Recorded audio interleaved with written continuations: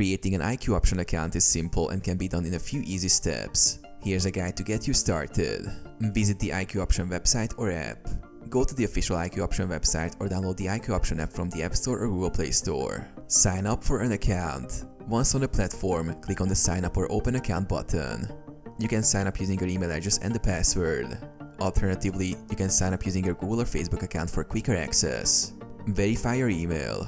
After registration, IQ Option will send a verification link to the email address you provided. Check your inbox and click on the link to confirm your email address. Set up your profile. Once logged in, complete your profile by providing some basic details, including your country and preferred trading preferences. Deposit funds. To start trading, you need to deposit funds into your account. IQ Option offers various payment methods like credit or debit cards, e-wallets, and bank transfers. Choose your preferred payment method and deposit the amount you want to start trading with. Start trading. After funding your account, you can start exploring the platform, practice with a demo account, and begin live trading.